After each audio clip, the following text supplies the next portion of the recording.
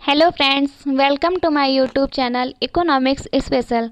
यहाँ हम BA third semester के economic growth and development paper में concept of human development index means PQLI and HDI में compare भी करेंगे और इसके बारे में चर्चा भी करेंगे कि ये क्या होता है। ये दोनों ही मानव के विकास को मापने की एक विधियाँ हैं। तो चलिए देखते हैं कि ह्यूमन डेवलपमेंट इंडेक्स और PQLI मीन्स जीवन का भौतिक गुणवत्ता सूचकांक क्या होता है। तो सबसे पहले हम बात करेंगे इसके बारे में, जैसे मानव विकास सूचकांक की अवधारणा है। पहले हम थोड़ा सा इसका ओवरव्यू जान लेंगे कि क्या होता है। तो इसमें बात की गई है, अर्थशास्त्रियों ने एक, दो अथवा अधिक संकेतकों के आधार पर मानव विकास के समष्टि सूचकों के निर्माण के लिए मूल आवश्यकताओं के सामाजिक सूचकों को मापने का प्रयास किया। मतलब कि इन्होंने एक दो ऐसे संकेतों की अवधारणा दी है जिनके आधार पर हम मान सकते हैं और माप भी सकते हैं कि कौन सा देश कितनी प्रगतिशील है और किस देश में कितना भी विकास नहीं हो पा रहा। इस संबंध में इनको मॉरिस डी मॉरिस भी कहते हैं। मॉरिस द्वारा विकसित जीवन का भौतिक गुणवत्ता सूचकांक तथा संयुक्त राष्ट्र का विकास कार्यक्रमों द्वारा विकसित मानव विकास सूचकांक उल्लेखनीय। मीन्स जो मानव विकास के सूचकांक को मापते हैं उसमें से मेन जो रखे गए वो HDI means human development index और PQLI means physical quality of life index. तो चलिए अब हम दोनों को विस्तार पूर्वक समझेंगे कि ये दोनों क्या होते हैं। सबसे पहले हम बात करेंगे जीवन का भौतिक गुणवत्ता सूचकांक, physical quality of life index. तो चलिए देखते हैं ये क्या होता है। ये कॉन्सेप्ट इम्पॉर्टेंट है, इसका एक आपको एग्जाम में क्वेश्चन देखने को मिलेगा। कुछ नहीं तो हो सकता है कि यही पूछ दे कि HDI और PQLI में क्या अंतर है, दोनों को समझाइए। तो चलिए बात करते हैं क्या होता है। सबसे पहले Morris David Morris means Morris D Morris, इनको शॉर्ट फॉर्म में बोला जाता है, डेविड को डी लगा दिया जाता है। मॉरिस डी मॉरिस ने 1979 में 23 विकसित तथा विकासशील देशों के जीवन की सम्मिश्र भौतिक गुणवत्ता का तुलनात्मक अध्ययन किया। ये जो कंपैरिजन होते हैं वो देशों के बीच होते हैं। जैसे इसमें बात की गई है, उन्होंने 1979 में 23 विकसित तथा विकासशील देशों के बीच कंपेयर किया। विकसित तथा विकासशील देशों से तात्पर्य है जो विकसित देश होते हैं वो विकास कर चुके होते हैं, और जो विकासशील देश होते हैं, विकासशील देश को अल्प विकसित देश भी कहते हैं, जो अभी अपने विकास पर कार्य कर रहे हैं, जो पूर्णतः विकसित नहीं है। जैसे विकसित देशों में टेक्नोलॉजी अच्छी होती है, एजुकेशन बहुत अच्छी होती है और स्वास्थ्य के लिए भी अच्छी अच्छी सेवाएं प्राप्त होती हैं, परंतु विकासशील देशों में ऐसा नहीं है। वहाँ पर खाने की भी कमी हो सकती है और शिक्षा, स्वास्थ्य, इन सभी पर आपको कमी देखने को मिलेगी। विकसित देशों में आते हैं जो ब्रिटेन के देश होते हैं, जैसे अमेरिका हो गया, USA, फ्रांस, ये सब विकसित देशों में आते हैं। परंतु जैसे भारत और ये पाकिस्तान वगैरह है, ये सब विकासशील देशों में आते हैं। भारत भी अभी विकासशील देशों में ही आता है। तो इनकी जो है, इन्होंने सम्मिश्र मतलब सभी को मिलाकर भौतिक गुणवत्ता का तुलनात्मक अध्ययन किया।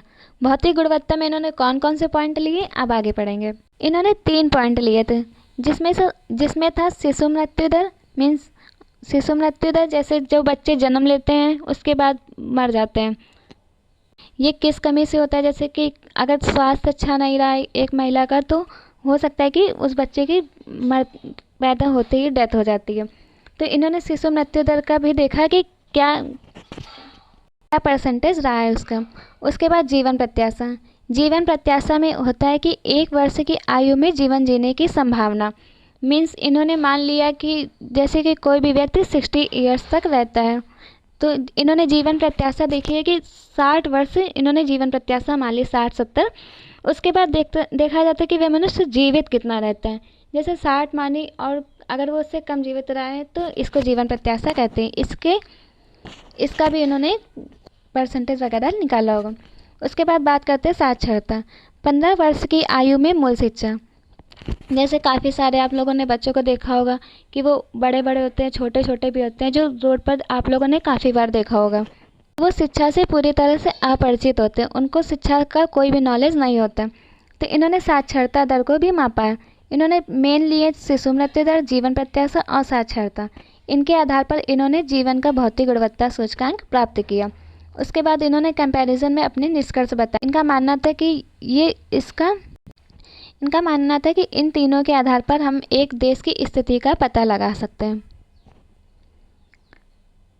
जैसे जो 3 घटक बताए गए हैं, शिशु मृत्यु दर, जीवन प्रत्याशा और साक्षरता, उसी के आधार पर इन्होंने माना कि इन जैसे 3 सूचकांकों घटकों को लोगों की मूल आवश्यकता को पूरा करने के कार्य में मूल्यांकन हेतु सम्मिलित किया है। इन्होंने इन तीनों सूचकांकों को लोगों की मूल आवश्यकता माना। मूल आवश्यकता मीन्स जो हमारी सबसे पहली आवश्यकता है, इन तीनों को उन्होंने सबसे पहली आवश्यकता माना। इस सूचकांक से बहुत से सूचकों जैसे स्वास्थ्य, शिक्षा, पेयजल तथा स्वच्छता आदि का पता चलता है। इन सूचकांकों को एक शॉर्ट में लिख दिया गया, परंतु आप अगर इसका विस्तार पूर्वक अध्ययन करेंगे तो इसमें काफ़ी सारे कॉजेस निकल कर आएंगे। जैसे शिशु मृत्यु दर, वो भी स्वास्थ्य के कारण हो सकता है कि स्वच्छता वगैरह से किसी बच्चे का ना हो पा रहा हो। शिशु मृत्यु दर में जैसे किसी बच्चे का जीवन ना जी पा रहा हो, जैसे कि वो उसकी डेथ हो जाती है बचपन में, यही बात की गई है कि वह जन्म लेते ही मृत्यु हो जाए उसकी, तो इसका कारण एक स्वास्थ्य मेन हो सकता है। उसके बाद शिक्षा तो साक्षरता में आ जाती है। पेयजल तथा स्वच्छता, जो जीवन प्रत्याशा के वक्त हम लोग उन्होंने जो जीवन आयु का निर्धारित किया, परंतु मनुष्य कितना जी रहा है ये उसके पेयजल और स्वच्छता आदि पर भी डिपेंड करता है, कि अगर उसको पीने के लिए शुद्ध जल नहीं मिल रहा है तो उसको अनेक प्रकार की बीमारियां हो सकती हैं। इन्होंने प्रत्येक सूचकांकों के 3 घटकों को, जैसे प्रत्येक सूचकांक थे शिक्षा, स्वास्थ्य और जीवन प्रत्याशा और शिशु मृत्यु दर, इन्होंने तीनों घटकों को 0 से 100 के बीच में मार्क्स दिए। पैमाना रखा इन्होंने 0 और 100 के बीच का, जिसमें 0 को न्यूनतम और 100 को सर्वोत्तम प्रदर्शन के रूप में परिभाषित किया।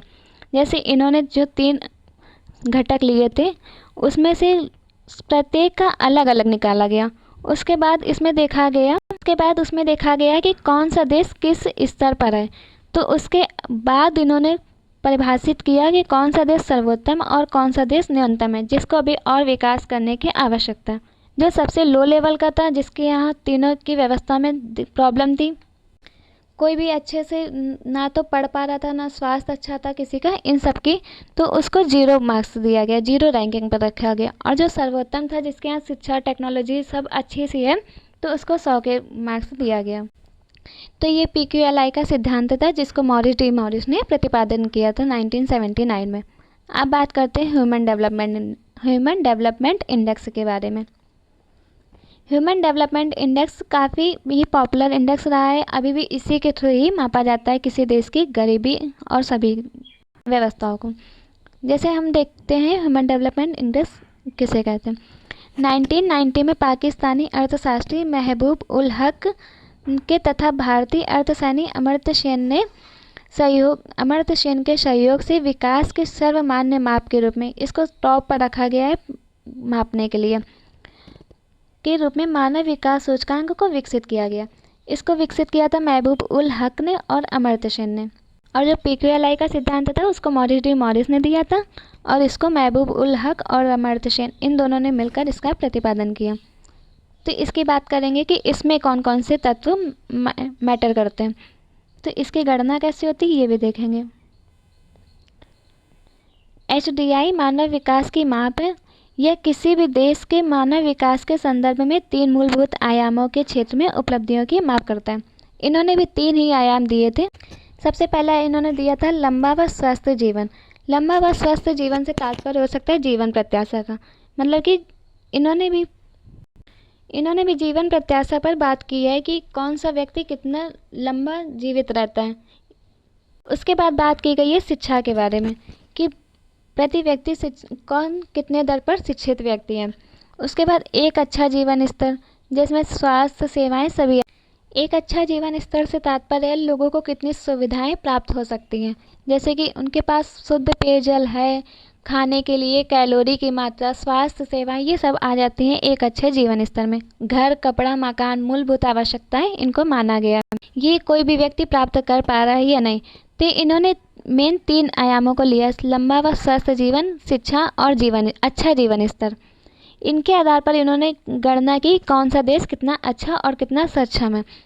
एसडीआई की गणना के लिए प्रत्येक आयामों के सूचकांकों को ज्ञात किया जाता है। देखिए इसमें सभी का अलग अलग निकाला जाता है, एक साथ तो उसके बाद में काउंट किया जाता है, उसके बाद रैंकिंग दी जाती है। इन्होंने सूचकों को इंडिकेट किया था 0 से 1 के बीच में, और उन्होंने दिया था 0 से 100 के बीच में। आप लोग कंपेयर करते चलिएगा तो इससे आप लोगों को दोनों कॉन्सेप्ट क्लियर हो जाएंगे। इन्होंने ये था पीक्यूएलआई का, और ये है 0 से 1 के बीच में एसडीआई का। जो एसडीआई होता है ये टॉप लेवल वाले पर्सन के लिए, कंट्री के लिए होता है, और 0 जो सबसे लोवेस्ट पर होता है। तो इन्होंने भी मुख्य 3 आयामों को लेकर ही कंक्लूज़न निकाला था कि किस देश का क्या स्तर है। तो इसी तरह से पीक्यूएलआई और एसडीआई को आप लोग समझ सकते हैं। इसके बाद आता है एक लिंग के आधार पर भी गणना की जाती है कि कौन सा मेल साक्षर है, कितने फीमेल साक्षर हैं, ये सब की भी बात की जाती है। तो वो हम लोग एक अलग वीडियो में पढ़ेंगे। तो आज का लेक्चर हमारा पूरा हुआ। अगर आपको वीडियो पसंद आए तो लाइक करिएगा और चैनल को सब्सक्राइब करिएगा। फिर मिलते हैं एक अगली नई वीडियो के साथ। Thank you.